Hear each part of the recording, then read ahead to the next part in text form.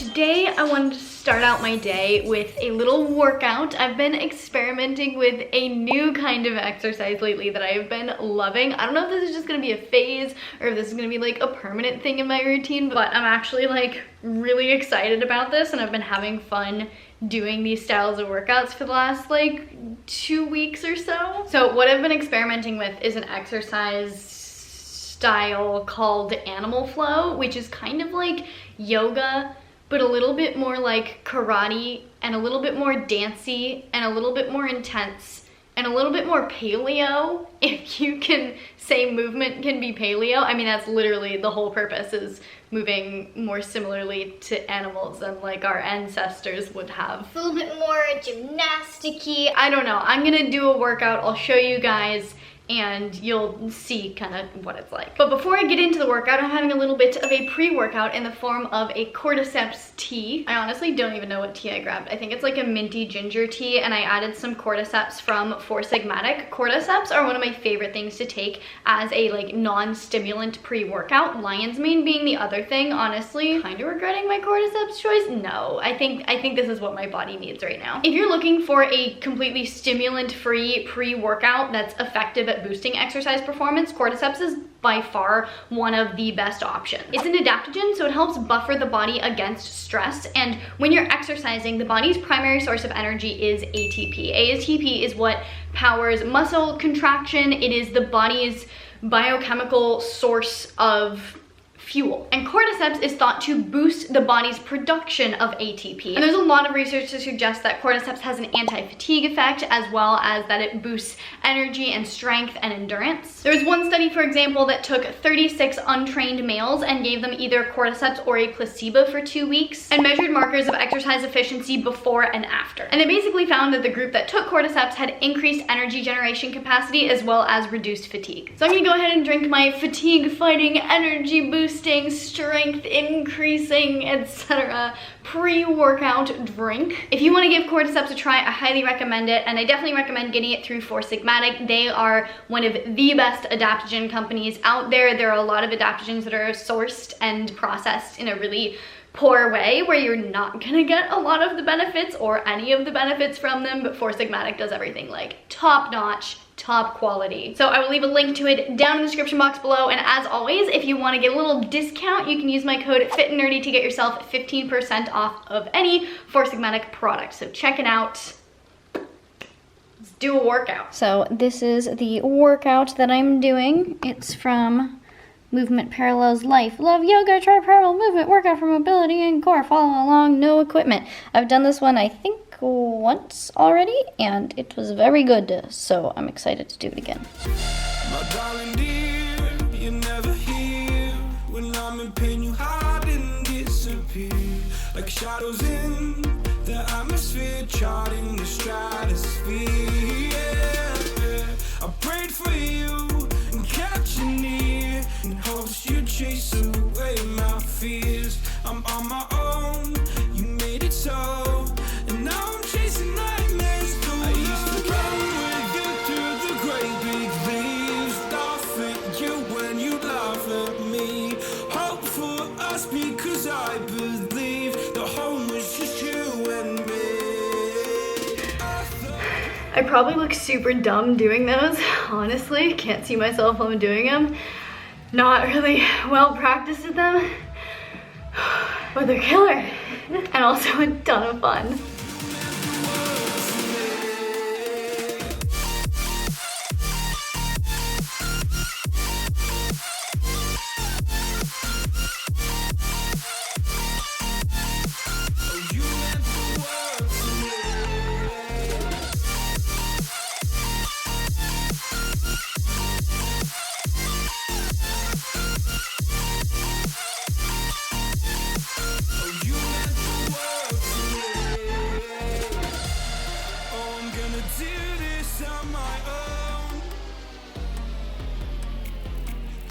No point in blaming you, you did not know.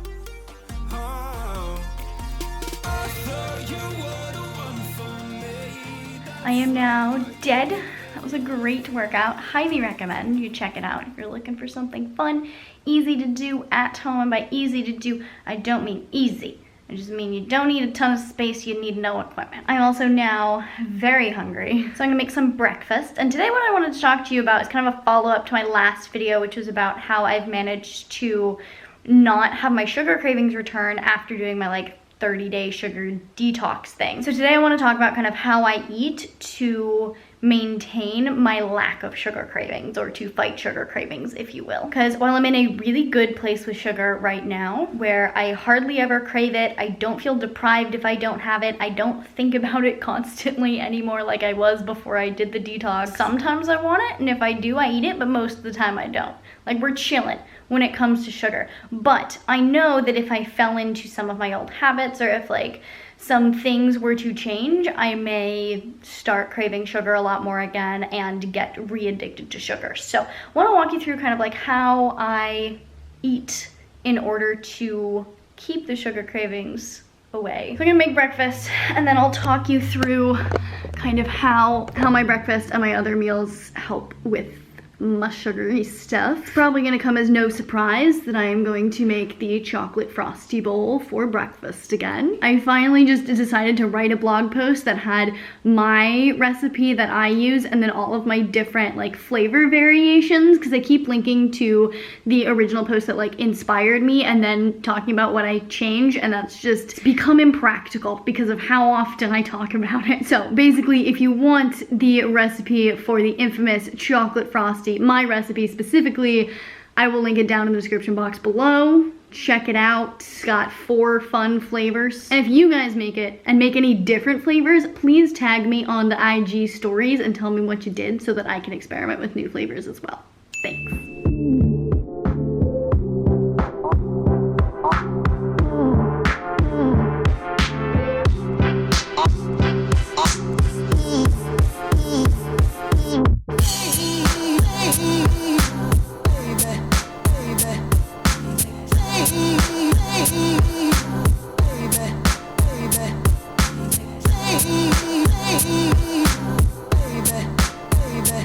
And we have breakfast, the deliciously smooth and thick with 500 C's chocolate Frosty bowl.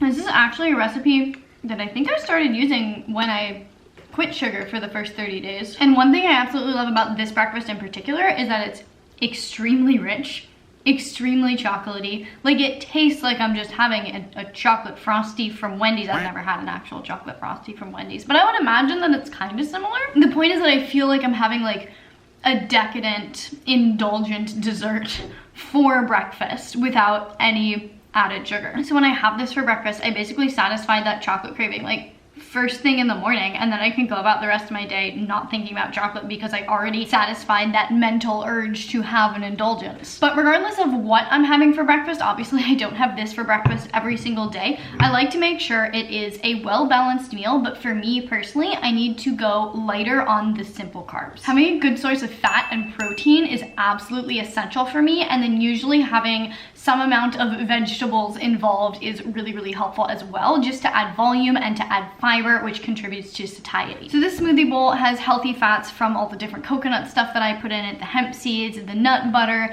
and then it also has protein. I didn't use a protein powder in this. I usually do that when I make this to make sure I'm getting in protein with this smoothie. As you guys know, I don't like to rely on protein powder as my like source of protein for the day. I prefer to get it through whole natural foods, but I love this smoothie bowl to death, and I'm not about to blend chicken into it, so I use a protein powder. And my favorite protein powder to add into these smoothie bowls is the protein from Four Sigmatic. I'm not trying to give them 2 huge shout outs in one video. This is just genuinely like what I use every single time. It's a plant-based protein, and I love it not only because it's delicious, but also there are no added things to it that I would not want to add into my body. There's no gums, no lecithins, no fillers, no artificial flavors, no like questionable natural flavors. Uses 5 different sources of plant-based protein, and it has a ton of adaptogens in it, which just makes me so happy. And it really helps balance out the breakfast and keep me full and satiated. And then since the base of this smoothie is sweet potato, cauliflower, and zucchini. I'm getting in a ton of vegetables with breakfast. Oh, and also I think it's really important to note that for me, having a big breakfast is really key as well. And by big, I mean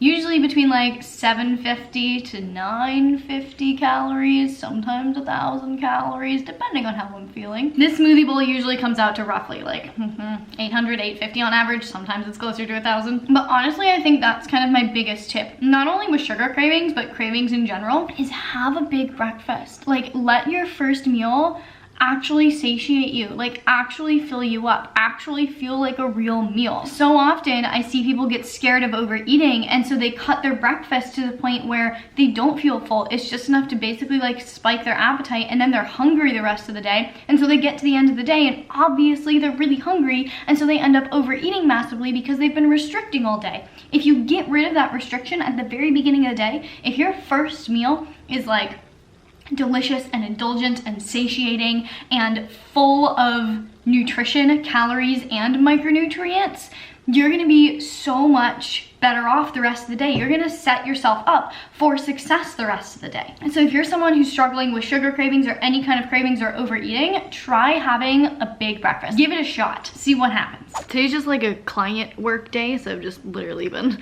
laying on my bed for the last few hours writing programs and whatnot.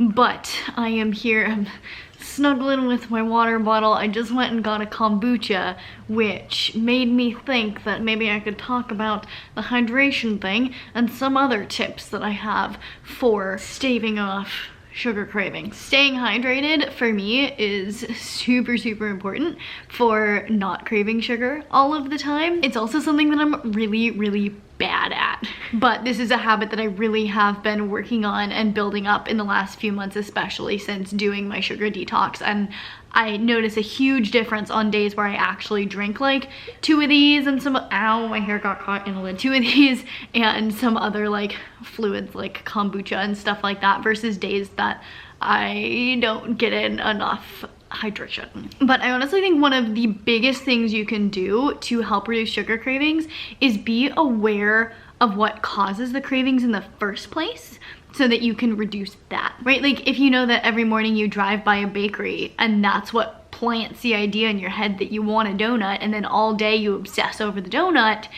you know that that's not really helping you in reducing your sugar intake. So you could like drive a different way to work or walk a different way. No one's going to work right now, it's quarantine, but you know what I'm talking about. For me, some of the biggest things that will cause sugar cravings are, number one, a lack of sleep. Every time I would have like an intense sugar craving, if I was like in the grocery store and I was just like stuck staring at the desserts or the pastries or whatever, it was because I was tired. It was my body wanting me to get a quick source of energy so that I would have energy, because I didn't have enough sleep. And so now I know that for keeping sugar cravings at bay, getting enough sleep is super important. But it also helps me be more aware that if I do find myself really craving sugar, I can remind myself like, oh, you're just tired, maybe go to bed on time instead of having like 6 marshmallows. A huge thing for me also is if I start my day with simple carbs, I'm screwed. And I think this is something that a lot of people probably experience. There's definitely going to be some individual variation in here,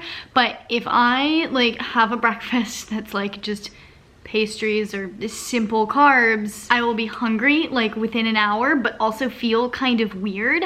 And no matter what I eat the rest of the day, even if I have like fully balanced meals, I never like feel satiated, and I can never get rid of those sugar cravings until I like sleep it off. Another big one is stress. I feel like that's a very common one, so I do what I can to reduce my stress. The other big one is that sugar causes me to crave more sugar. It is an endless cycle. And the reason behind this is twofold. One, sugar is pretty darn addictive, so once you start eating it, you're gonna want more and more. The other is that sugar spikes your blood sugar, and so once it crashes, your body wants to get your blood sugar back up, and so it craves the more simple form of carbohydrates that's gonna give you that spike. So I personally try really hard to avoid any like unnecessary sugar, like random foods that have added sugar that aren't even supposed to be sweet. Like, why? But I do still eat sugar. It's not like I eat 0 grams of sugar a day. My breakfast clearly had sugar, but when I do have sugars, I like to make sure it's combined with a complex meal full of protein and fat. as in my breakfast or when I have dessert almost every day. I have it pretty soon after dinner, so I'm still digesting the proteins and the fats from dinner, and that helps slow the absorption of the sugar so I don't get that huge blood sugar spike along with it. My last big tip that I kind of touched on earlier that I just kind of want to expand on for a second is to eat when you are hungry. Nothing makes cravings harder to fight like being hungry. So start with a big breakfast like I talked about, but then if you get hungry later, eat something. If you're already craving sugar and you're hungry and you don't eat something, it's gonna be a lot harder to say no to that sugar. Ernie, why are you sitting on the rocks?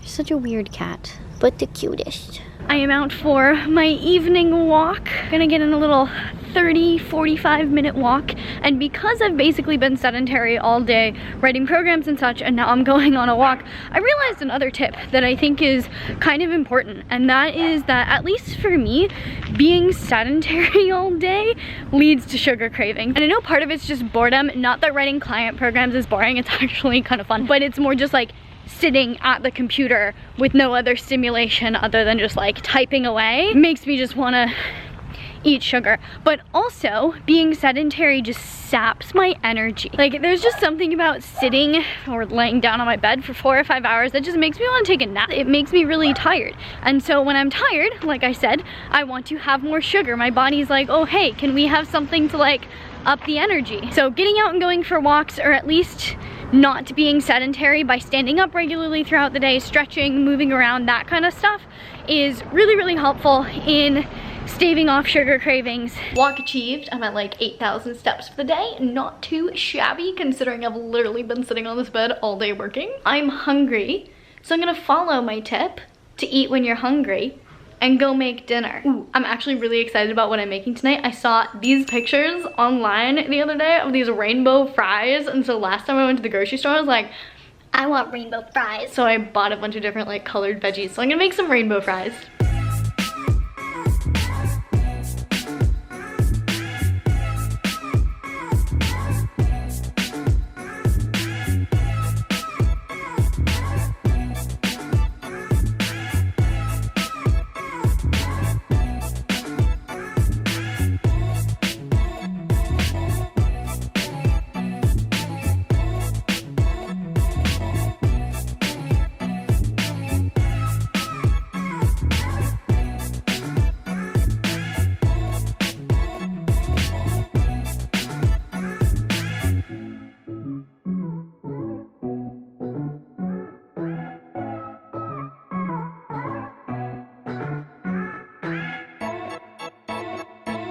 So it's definitely not like a work of art, but I would call these rainbow fries relatively successful. They're rainbowy, half because I just put them in a rainbow shape, but how it looks doesn't matter, it's how it tastes.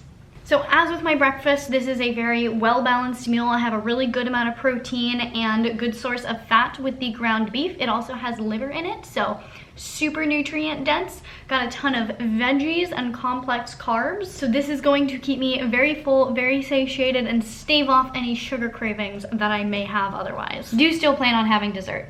I don't crave dessert at all, but I want dessert, so we're gonna have dessert. In a serendipitous twist of events, all of the tips that I discussed and implemented today actually worked, and I have zero desire for dessert. It's been 2.5 hours since I finished my dinner, and I'm still very full, and it's like 11:30, so I probably shouldn't eat right now anyway. And I've been racking my brain for like a dessert that sounds good to me, but honestly, even 1 square of dark chocolate doesn't sound that great. That said though, one of my tips for managing sugar cravings is to have a little bit of dessert if that is what you want to do. When I have just a little something at night, it just mentally satisfies that like habit of wanting to have dessert, and it keeps me feeling like I'm not restricting myself, even though I don't usually really want it. I kind of feel restricted if I don't have it, but tonight I genuinely don't want it tonight. Like, I'm very full. But the point that I want to make is that there's nothing wrong with having like a little bit of dessert at the end of the night, especially if overall that means you aren't going to end up like binging on pints of ice cream later or eating an entire bag of cookies in one sitting like I had been doing before I did my 30-day sugar detox a few months ago. This doesn't have to be all all or nothing. You don't have to either be binging on sugar or eating literally 0 grams of sugar. When you can find that happy medium, the good balance that makes you feel good both physically and mentally, that's when you've found your sweet spot. And yeah, sometimes it's necessary to cut out all sugar for a little bit to kind of let your body reset, like it was for me. Like, I really needed to take those 30 days and cut out all sugar when I did that. But since then, being able to reincorporate it in small amounts back into my life has helped tremendously. But anyway, oh, now I'm blind. I cannot see. Since it is 11:30, I should probably start getting ready for bed so that I go to bed on time. I'm gonna finish up the last little bit of work that I have been working on and then do my normal nighttime routine that I've actually been sticking with. I'm so proud of myself for like being relatively consistent with the whole like taking an hour to turn off my lights, just go by like a candlelight and salt lamp and just like stretch, chill, listen to Gregory Alan Isakov, do a little journaling, little meditation, and shower and all the good stuff and go to bed. It has been lovely. I've been thoroughly enjoying it, so I'm gonna do that. Leave a comment down below with any tips that you have for managing sugar cravings and for maintaining whatever relationship with sugar that you like to have. It doesn't have to be the same as what I do, but if you've found your happy medium, your balanced point where you're happy with the amount of sugar you're consuming and it's making you feel good both mentally and physically, leave your tips down in the comments below so that everyone can read them and benefit from them, and we can all kind of learn from each other and amalgamate our collective experiences into something that people can distill from the comment section and apply to their own lives. If you like this video, please give it a big thumbs up because it really does support me and my channel. I really appreciate it. Please share this video with your friends, your family, and your neighbors. If you want to see more videos from me all about health and fitness and sugar cravings, you can check them out over here. To see future videos from me, make sure you hit that subscribe button, hit the little notification bell so you get notified when I post a video, and I will see you very soon. Bye!